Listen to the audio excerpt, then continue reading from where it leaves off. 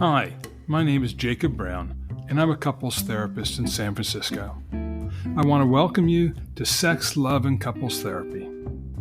We all want to feel loved. That's a universal desire. But sometimes, instead of feeling loving, our relationships feel confusing, frustrating, and a little crazy-making. The purpose of this podcast is to help you clear up some of that confusion so that you and your partner can find ways to make your relationship feel closer, more connected, and more loving. So stay tuned. We've got a lot of great stuff to talk about. And now let's go talk about my 3 favorite topics: sex, love, and couples therapy.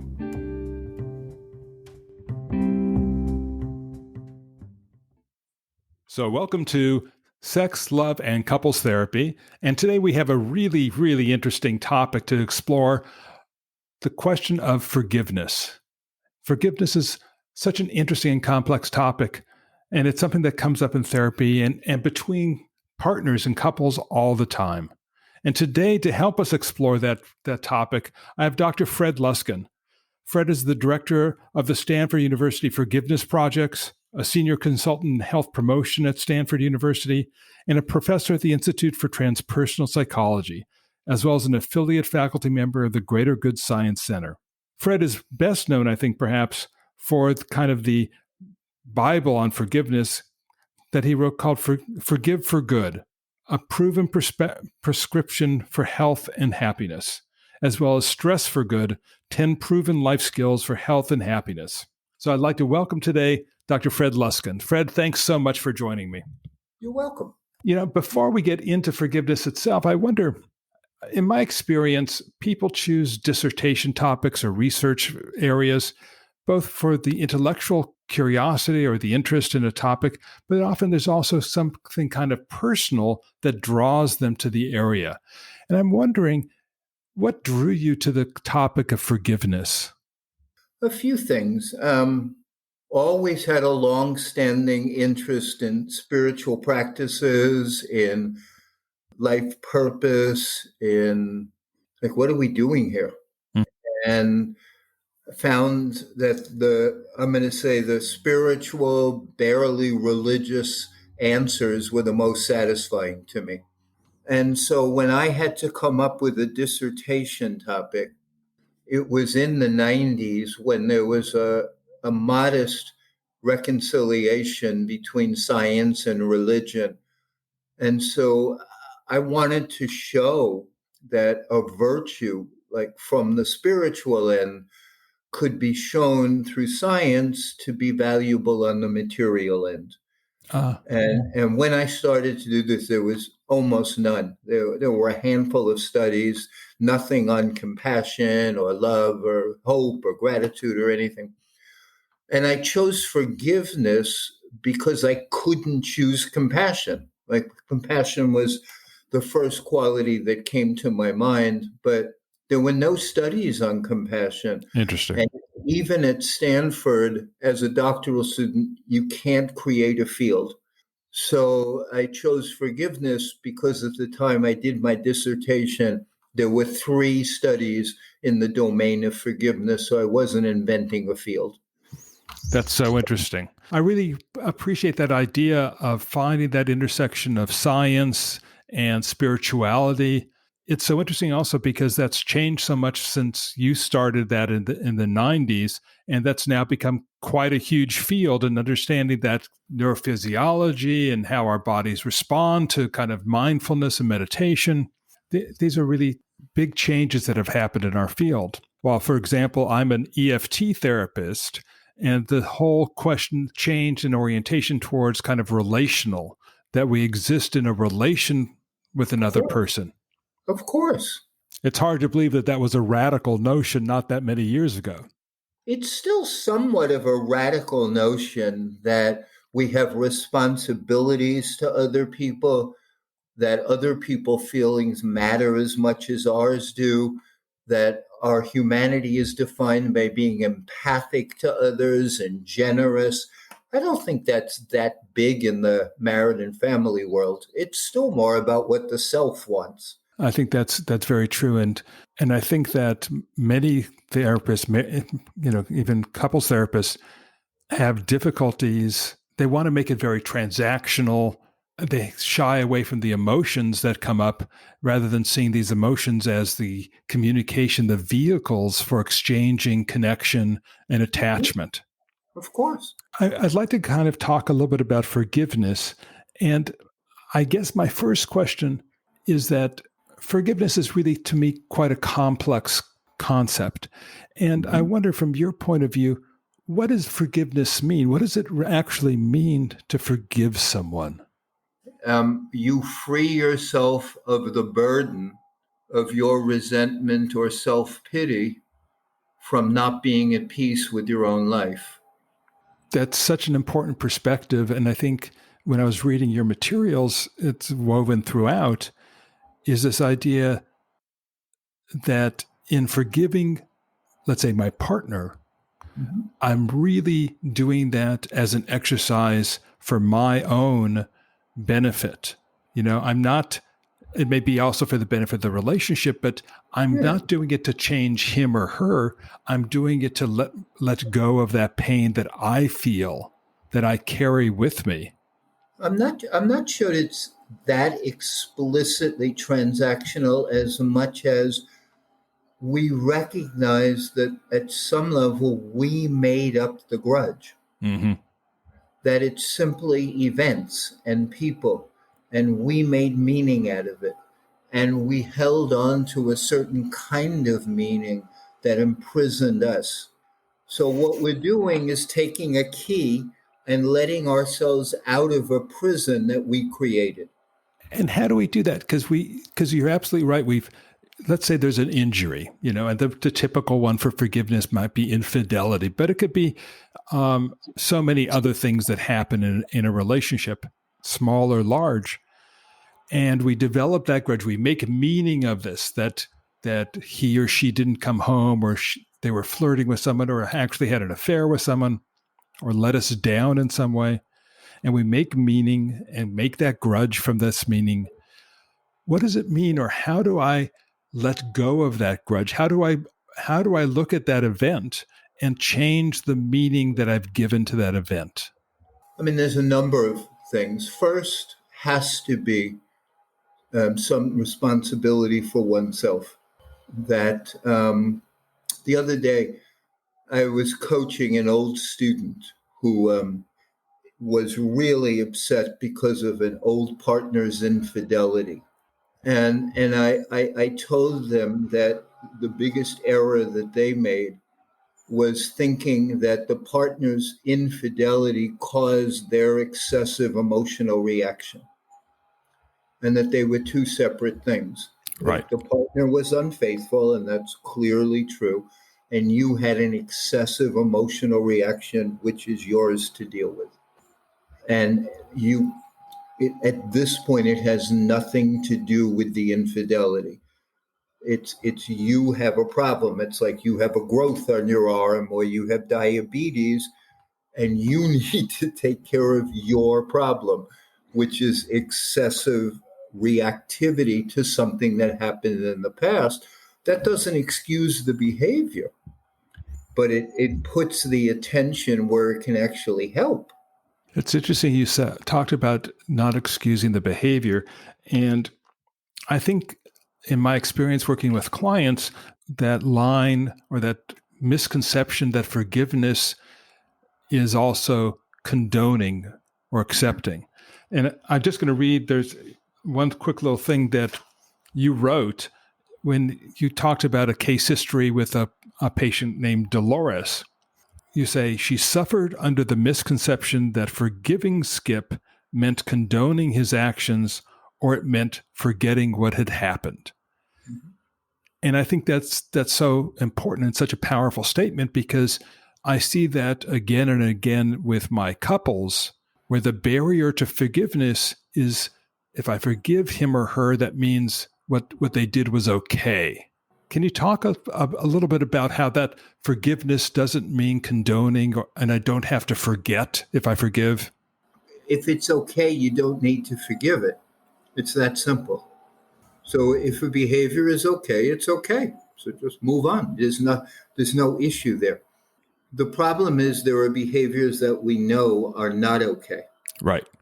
And that's where forgiveness comes into play. So it's just mental nonsense when they tell you, well, if I forgive him, it makes it okay. Nothing makes drowning a kid okay, but you can still forgive it. And nothing makes, any of the really horrible things that human beings do okay. So it's just nonsense to distract themselves from the work of forgiveness, which is there are certain things in this life that certainly are like karmically wrong, spiritually wrong, interpersonally wrong. Just they're just not in harmony, and we have to deal with them. That's one. So there's an acceptance of that. Like Hmm. I have to deal with these experiences, and I can stay mired in anger or resentment or self pity because some of that happened to me. Or I can recognize that here's an experience that wasn't okay, but I still have to wake up tomorrow morning and figure out what to do with that. So the okayness is somewhat irrelevant, but let's just say it's not okay. What makes forgiveness so powerful is we don't lose our moral compass and we don't lose our ability to discern, but we recognize that our being upset about something endlessly doesn't improve either the situation for us or anybody else in this world. It just keeps us stuck. We're not making a great case for, the American whatever. We're simply being cranky human beings. And we make it seem like so powerful and righteous, and it's none of those things. The second thing is it's a tautology. You can't forget bad things, Right. so it's stupid to even talk about it. What you can do is remember it differently, and that's what forgiveness is. I like that because I also read one more quick thing that you wrote. Forgiving someone does not mean forgetting or approving of the hurtful event in the past.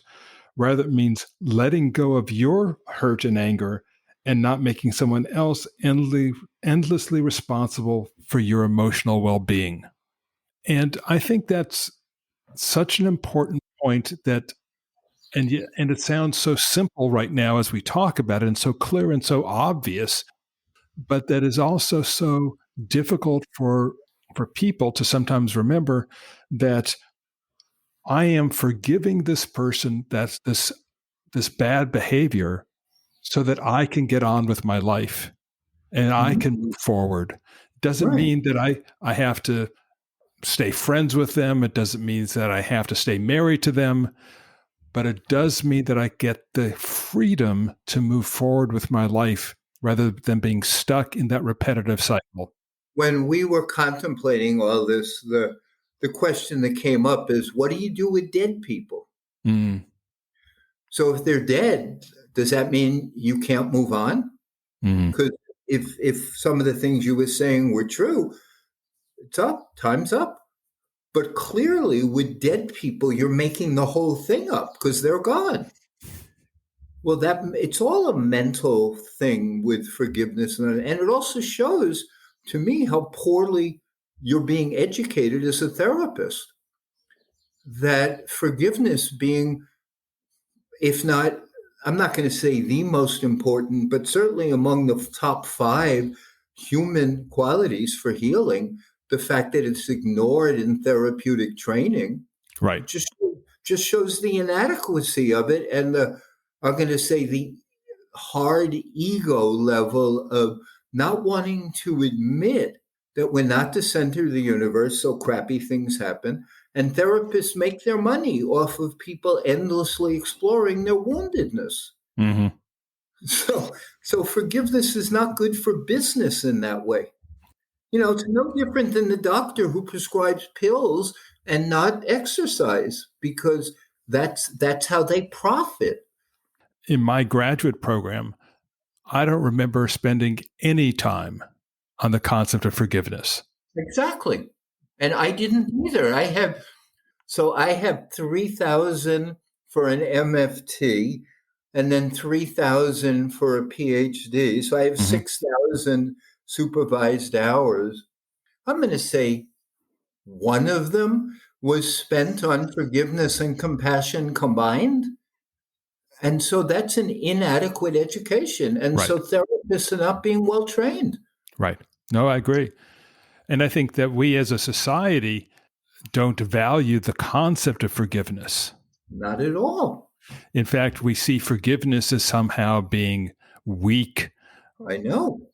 Because Um, it's actually too strong for people to handle. yeah. It's saying that really crappy things might have happened to me. And having worked with all sorts of horror in this world, Right. really crappy things do Do happen to happen. people. No You question can't, about it. no BSing that for a second. No. So it is tough right there to just hold that. Then the even harder question is, who's responsible for my experience now? Is it them or is it me? Well, both of those realizations take a lot of guts and strength to say, really bad things happen, and I'm now responsible for my life, which includes that painful thing. Right.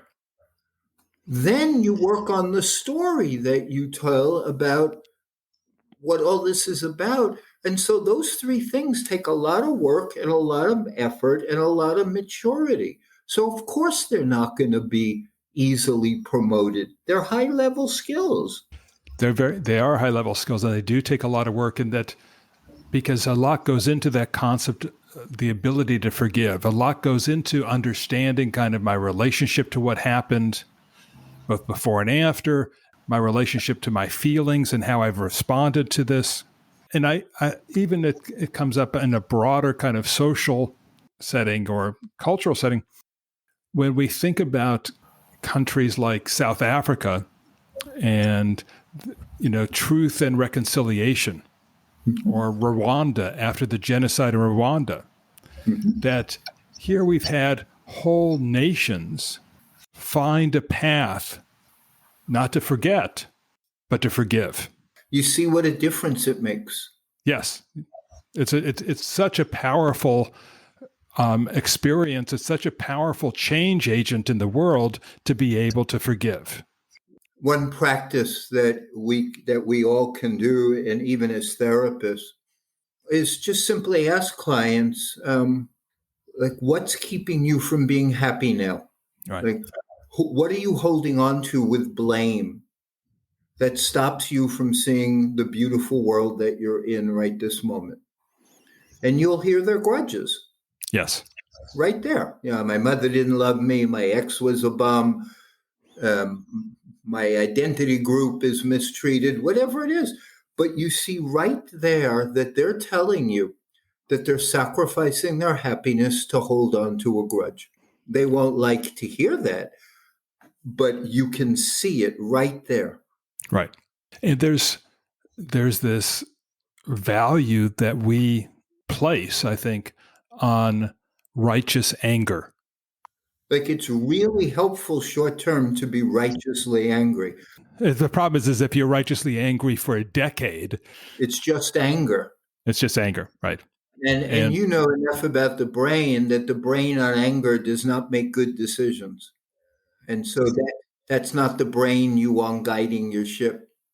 so, what do you think makes it so difficult for people, especially Americans, let's say, to even consider the concept of forgiveness? I mean, why do people, when you bring it up to them, at least initially until they understand it more, kind of rebel against it and push back? Well, they're not being asked to very often. So that's part of it. And there's very little education, as we mentioned, even from therapists around forgiveness. So it's not an equal player at the table. Mm-hmm. But the biggest obstacle is the sense of self wants to hold on to its dominion and its resentments. for all the ways the world didn't honor that sense of self. So, the simple, the car cut me off, the girlfriend dissed me, I don't know, all the ways that our centrality in our own narrative is challenged. So that's a great way of looking at it, that the sense of self holds on to this or resists the forgiveness because that diminishes their sense of centrality and power. That's it. And it doesn't want to see reality, which is we don't have that much power and we're quite vulnerable. So we create grievances and anger and all these other things to obscure reality. That's so interesting. And you use the term, I apologize, I've forgotten exactly the term now, but it's the kind of the equivalent of unreasonable expectations. Unenforceable rules. There we go. Thank you very much. That one of the things that leads us into this, the meaning we make and the anger that comes up over these terrible things that happen to us and to others in the world, is that there's that ego sense of self wants to be able to enforce some code of behavior.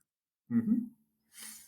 And I also think that there's a belief that if I can't enforce that behavior, if goes on, it says something about me in that I get upset because if he does that to me or she does that to me, it's saying something about who I am and my power and my kind of worth. And so we reject strongly that idea that I can't control their behavior. I mean, I might emphasize the fear of vulnerability more. Mm. That's what I think. I mean, that's just my take on it, that we really don't want to recognize how uncertain and we are and how much threat there is. And like at the other level, we don't want to recognize how much we have to be grateful for and how much goodness there is, because the ego wants to stay in a very narrow, like controlling position. And so it both asserts its false authority and refuses to honor all the goodness that it's given. I mean, the Buddhists have that wonderful practice of, just think of something you eat and just think of the thousands of people's labor who had to do something to get that apple right in front of you. Like we have no clue what the reducing valves that we're putting on this world. And unforgiveness is simply the result of those reducing valves. And I think that concept of gratitude, yeah, and recognizing kind of where we fit into the chain of the world and gratitude for all the things that exist in our life is another incredibly powerful and incredibly underutilized power in healing and in finding happiness in the world. But again, it's something that people at first blush often push back, a sense of gratitude. And we started talking about compassion. Along with forgiveness, I believe that there's a link between forgiveness and self-compassion. And even more important than that, compassion for others. I think you can hear that I don't hew to like traditional ways of thinking, but in some of the couple stuff that I've done, I try to get people to recognize what an absolute pain in the ass they are, and what an amazing thing is that their partner still shows up. So true. That's so true. Lady, you are some piece of work. And the fact that this guy is still here trying, I don't know how you could be anything but thankful. Right. Because I'm not interested in rampaging egos just attacking each other. And so the compassion, what we do to others that makes them react and feel pain, that's a big part of this kind of expansion. This is a little tangential, but I think one of the kind of battles in the way different people look at therapy is that culturally, we're very much aimed at the individual Exactly. and being separate.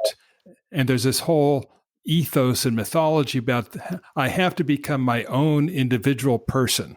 In reality, from my point of view, attachment lens that I look at the world through, and when I think about the couples that I sit with, the real challenge is learning how to be vulnerable, to be open, and to be attached. That's so much harder to do than to be separate. No question. But it seems when you look at a developmental psychologist, you have to be separate first, and then you can reduce those boundaries to become attached. Even Stephen Covey, he refers to that evolution from dependent to independent, then to interdependent. Mm. Like you have to have some sort of coherent self, Mm-hmm. and then you can join with someone else. But you've met therapeutic patients who are just such a mess Mm-hmm. internally that they can't join with anybody easily. But just being that independent self is never going to make people happy. Right. Right. Because I can have two very independent people, but if they are unable to join together in that marriage, if they're just living as independent people together, that's not really happiness. That's not really marriage. That's a small slice of what's available to them. I mean, in the couples work that I've done, I mean, I do see that there is a developmental process that people learn through a loving partner to get over themselves a little bit Yes. and to accommodate another point of view. And that is really hard work. Yeah, it's really hard work, and often couples can't manage that. I know, just kind of from my life, my wife and I both came to the marriage with some difficulty in that area. Who doesn't? Yeah, who doesn't? But there was something about the combination of the two of us that allowed us to work through it, to stay together, and to really surrender to that kind of coming together, Right. which has made it so that we're together for 41 years. Exactly. And happily. And you become more that way. Mm-hmm. And the thing that I keep on saying is you never would have gotten there if you couldn't forgive each other. Right. It's Right. impossible. If you also not only couldn't forgive each other, but also couldn't recognize and be grateful for what each of you gives to the other. Exactly. Yeah. Yeah. And these are higher order skills. I think one of the reasons like your education in my mind was deficient was a lot of therapists haven't gotten to these levels either. Yeah.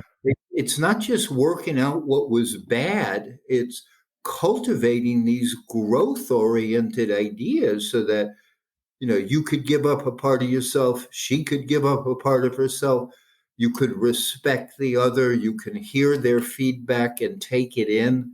Those are high level skills. There's this tendency to reduce things down to, if I just get better at these kind of lower level transactional skills, if we just figure out how to kind of talk different, but that's not really going to get you where you need to go.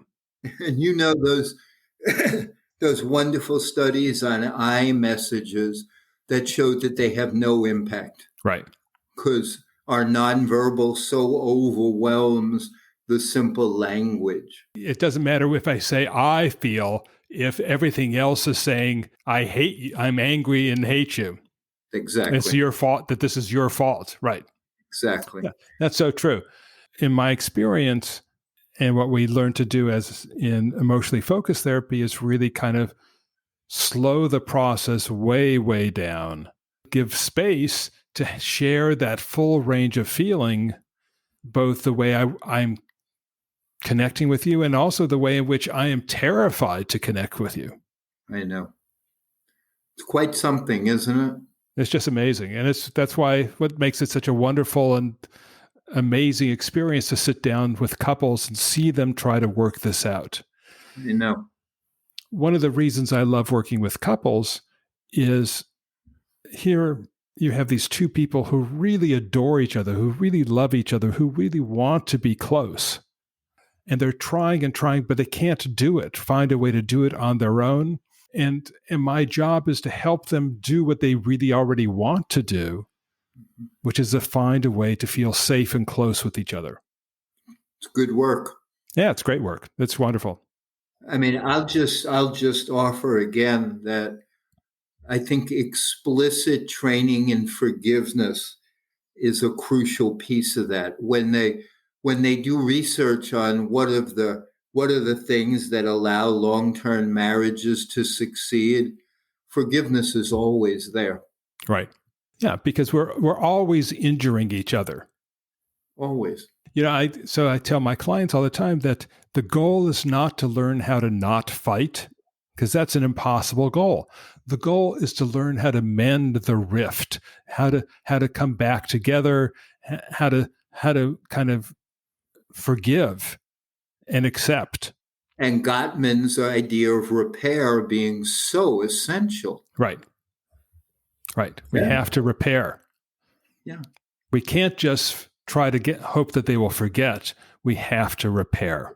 And I would focus on my need to offer repair, which is the opposite of the grievance, which is it's your fault. Yeah.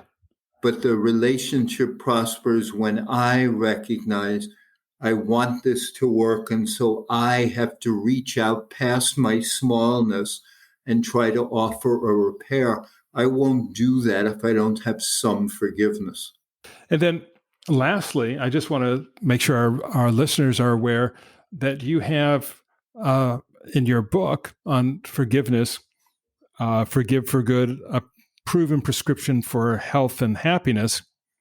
And I'm going to put a link to your books on the show notes.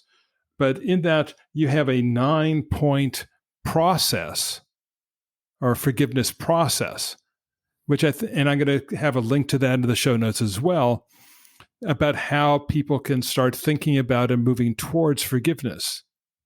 You asked me before, how do you do it? And I was going to respond to you very simply, just like if you really asked me that question as a person, I would say, well, first, just relax. Mm-hmm. Take a deep breath, let go, quiet down, center, open your heart up, think of someone you love, just quiet down. And then when you quiet, ask yourself, is it true that the world really always has to give me what I want or has to be the way I want? And then from that quiet place, you'd recognize that no, it doesn't always have to work out the way you want or be the way you want. And then I'd say, well, then if that's true, then how do you cope with the stuff that's on your plate that wasn't the way you wanted?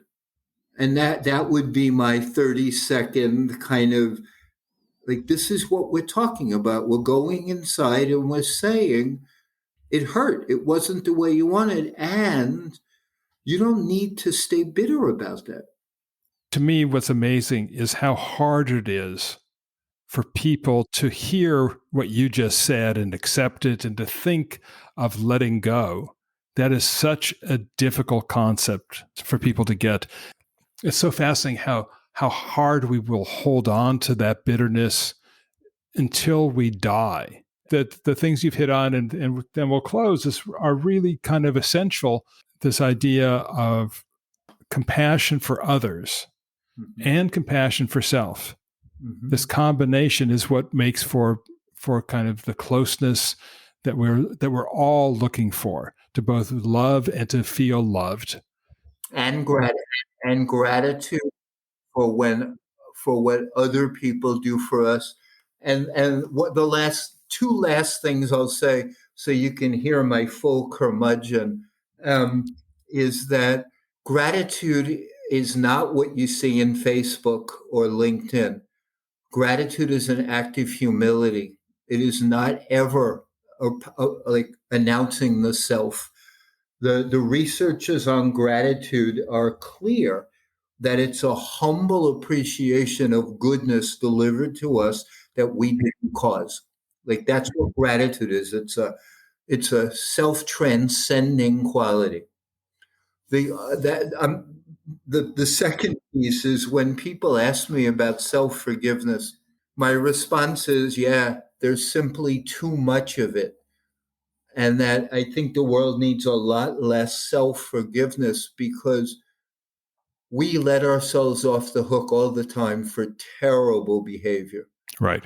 I think there's way too much of that. And um, most people don't think of that when they think of self-forgiveness, but it's self-forgiveness is acknowledging our terrible behavior in the same way that we acknowledge other people's, and then we make peace by offering a sincere apology when possible and amends. Otherwise, it doesn't mean anything.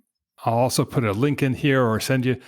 I have an article about the 5 steps to a sincere and meaningful apology. Exactly. Everything you just said is covered in that because we are trained from our earliest days in these fake apologies that you say, I'm sorry, that's supposed to take care of it. And I'm sorry is just like the first small step, but it's all the other, that acknowledgement, that acceptance, that reparation. Say, I'm sorry you feel bad, which is an anti-apology. That's like when a celeb gets on and says, I'm sorry I made you uncomfortable. Exactly. Well, screw you, guy. Exactly. Hey, Jacob, I got to go in a minute. It was great talking to you. It was delightful. Maybe we can meet up in Sausalito sometime. I would love that. Thank you, Fred. Take care and have a great day. Bye-bye. Thank you. Bye-bye.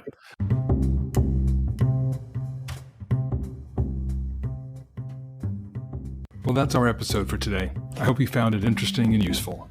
But most of all, I'd like to thank you for listening.